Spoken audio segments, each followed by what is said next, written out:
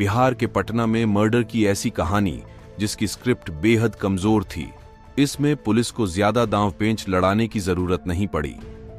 Planning तो काफी सोच समझकर की गई थी, लेकिन मुजरिम जल्द ही पुलिस की गिरफ्त में आ गया। इतनी जल्दी जितना पुलिस ने भी खुद भी नहीं सोचा था। साल 2022, महीना मई, तारीख 3। कहानी पटना के पास फुलवारी शरीफ में रहने वाले दंपति शहनाज, परवीन और जफरुद्दीन की है। पति जफरुद्दीन की हत्या हो गई। पत्नी शहनाज और उसका प्रेमी जेल में बंद है और शहनाज के दोनों बच्चे अनाथ हो गए। तो चलिए जानते हैं कैसे एक्स्ट्रा मैरिटल अफेयर में हंसता खेलता परिवार बर्बाद हो गया। फुलवारी शरीफ में पैदा हुई शहनाज वहीं पली बढ़ी। घरवालों ने शादी के लिए रिश्ते ढूंढने शुरू किए। कुछ रिश्तेदारों के जरिए ही एक रिश्ते का पता चला। लड़के का नाम जफरुद्दीन था। पेशे से इलेक्ट्रॉनिक इंजीनियर, सऊदी अरब में अच्छी जॉब करता था। मां बाप को भी लगा कि लड़का शहनाज के लिए परफेक्ट है। रिश्ता पक्का हुआ और जल्द ही दोनों की धूमधाम से शादी करवा दी गई। कुछ वक्त बीता, दोनों को 2 बेटे हुए। जफरुद्दीन सऊदी में ही जॉब करता था। साल में बस 1 ही महीने के लिए घर आता था। धीरे धीरे वक्त बीतता है और 2020 में एक दिन वह सऊदी से नौकरी छोड़कर भारत वापस लौट आया। यहां उत्तर प्रदेश के नोएडा में नौकरी शुरू कर दिया। बीवी बच्चों को भी अपने साथ ही पटना से नोएडा ले आया। तो साल तक सब ठीक ठाक चलता है। फिर समय आता है ईद का। 3 मई 2022 को ईद थी। जफरुद्दीन ने सोचा कि काफी समय हो गया है, क्यों न पूरे परिवार के साथ इस साल ईद बिहार में ही मनाई जाए। उसने इस दौरान फुलवारी शरीफ में काफी आलीशान मकान भी बना लिया था। इसके लिए पूरा परिवार फ्लाइट से 1 मई को फुलवारी शरीफ पहुंचता है। तो आइए हम बिना देर किए आपको ले चलते हैं इस घटना की ऐसी सच्चाई की तरफ जिसकी आप कल्पना भी नहीं कर सकते। आगे बढ़ने से पहले हमारे इस AMR राहुल चैनल को सब्सक्राइब और लाइक करना बिल्कुल ना भूलें और समाज में हो रही ऐसी दिल दहला देने वाली घटनाओं से रूबरू होते रहें।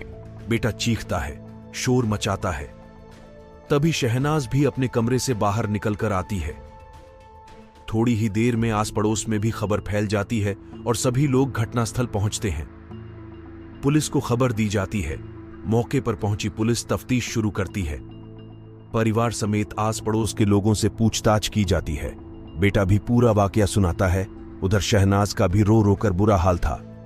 पुलिस को शहनाज बताती हैं कि रात के करीब 3 बजे मुझे कुछ आवाज सुनाई दी थी। जैसे ही मेरी नींद टूटी, 2 लोग अचानक से मुझ पर झपट पड़े। उन्होंने मेरी सोने की चेन खींची, फिर मुझे कुछ नशीला पदार्थ सूंघाया। इसके बाद मैं बेहोश हो गई। मुझे उसके बाद कुछ भी याद नहीं। फिर सुबह जब होश आया तो देखा कि पति की हत्या हो चुकी थी। पुलिस को पहले लगा कि मामला लूटपाट का हो सकता है, मगर घर से कोई भी अन्य चीज गायब नहीं थी। इससे पुलिस का शक गहराया। पुलिस ने पूछा कि चोर घर में कैसे घुसे थे। शहनाज ने बताया कि शायद रात को वह दरवाजा बंद करना भूल गई होगी। पुलिस को शहनाज की यह बात भी काफी खटकी। दरअसल घर में एंट्री का एक ही दरवाजा था और ऐसे में रात को सोते समय लोग अक्सर दरवाजा बंद है या नहीं ये देखना नहीं भूलते। साथ ही पुलिस को यह भी संदेह हुआ कि जब यह सब हुआ तो बदमाशों के जाने के बाद आखिर दरवाजा अपने आप कैसे बंद हो गया। इसी से साफ हुआ कि घर में कोई भी जबरन एंट्री नहीं हुई है। अब पुलिस की रडार पर शहनाज आ चुकी थी।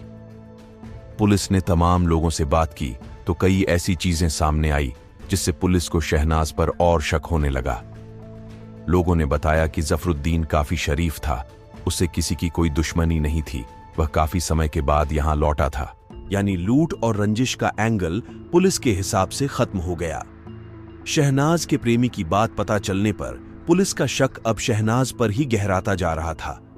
लोगों ने बताया कि 14 साल की उम्र में स्कूल में शहनाज का एक प्रेमी था, कमाल। दोनों का अफेयर इतना फेमस था कि स्कूल में भी दोनों हमेशा साथ ही रहते थे। खुलेआम आशिकी करते थे। इसके चलते उन्हें स्कूल में वार्निंग भी दी गई।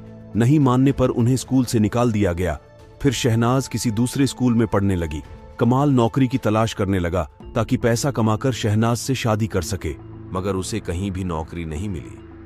शहनावाज के घर वालों को भी दोनों के अफेयर का पता लग चुका था। समय बीतता गया। शहनाज ने कमाल से शादी करने की बात कही, मगर परिवार के लोग कमाल से शहनाज की शादी नहीं करवाना चाहते थे। शहनाज रईस परिवार से ताल्लुक रखती थी, वही कमाल गरीब परिवार से आता था, ऊपर से वह बेरोजगार भी था। दोनों ने घर वालों को शादी के लिए मनाने की काफी कोशिश की, मगर शहनाज के घर वाले नहीं माने। इसी बीच शहनाज के घर वालों ने उसकी शादी सऊदी में काम करने वाले जफरुद्दीन से करवा दिया। पुलिस ने शहनाज और कमाल की लव स्टोरी पता चलने के बाद इसी कड़ी को आधार बनाकर जब शहनाज से कड़ी पूछताछ की गई तो वह टूट गई। पुलिस के सवालों का जवाब नहीं दे पाने पर उसने अपना जुर्म कबूल लिया। फिर उसने पुलिस को बताया, जफरुद्दीन जॉब के लिए 11 महीने सऊदी में ही रहता था। ऐसे में वह कमाल के साथ एक पैरामेटल अफेयर चला रही थी। संबंध ऐसा कि उसके बच्चे भी अपने असली पिता को छोड़कर शहनाज के आशिक को ही अब्बू कहते थे, क्योंकि पति के जाते ही शहनाज आशिक को शहर का दर्जा देती थी। पति 1 महीने विदेश से आता था तो पति के तौर पर शहनाज 1 महीने उसके साथ रहती थी और बाकी के 11 महीने प्रेमी को ही पति बनाकर साथ रखती थी।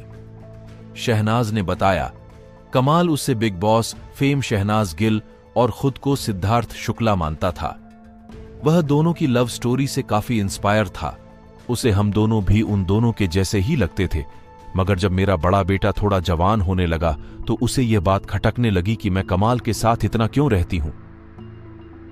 फिर एक दिन उसने कमाल के बारे में जफरुद्दीन को बता दिया। उसने आगे कहा, जफरुद्दीन को इस बात से काफी गुस्सा आया। फिर जब वह भारत आया तो मुझे काफी समझाया कि अब हमारा अपना परिवार है तो मैं ये सब करना बंद कर दूं।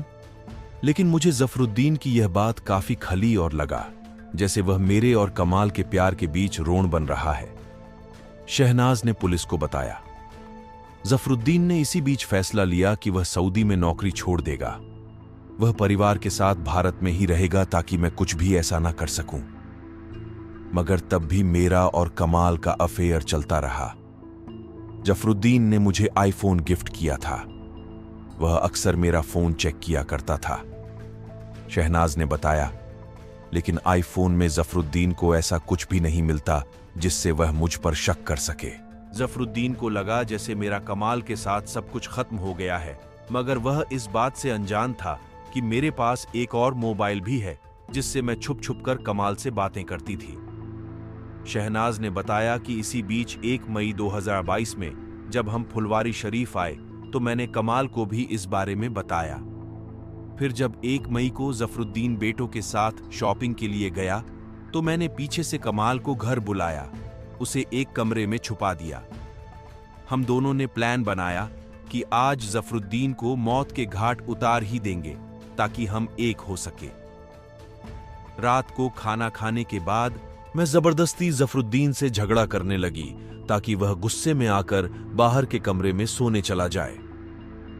हुआ भी ऐसा ही था।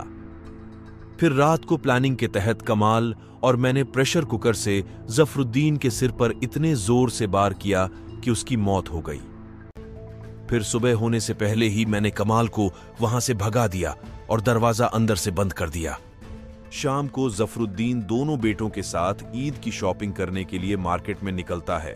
फिर रात को बीवी बच्चों के साथ खाना खाकर सो जाता है।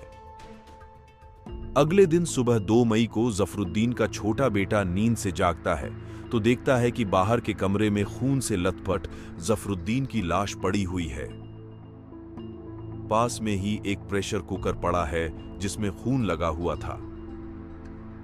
पहली ही नजर में यह साफ हो जाता है कि इसी प्रेशर कुकर से जफरुद्दीन की हत्या की गई है। बेटा चीखता है, शोर मचाता है। मामले का खुलासा होने के बाद अब शहनाज और कमाल जेल में बंद है। वही दोनों मासूम बेटे नानी और दादी के घर में रह रहे हैं। हंसता खेलता परिवार बर्बाद हो गया है। दोनों इस दुख से कभी नहीं उभर पाएंगे कि उनकी मां ने ही प्रेमी के साथ मिलकर पिता की हत्या कर डाली थी। ऐसी मौत किसी को ना मिले। दोस्तों, इस पूरी वीडियो के बारे में आपकी राय क्या है, कमेंट बॉक्स में जरूर बताएं। मेहनत पसंद आई हो तो इस वीडियो को लाइक करते हुए शेयर भी करें। अगर आपने अब तक AMR राहुल चैनल को सब्सक्राइब नहीं किया है तो जल्दी से चैनल को सब्सक्राइब कर ले।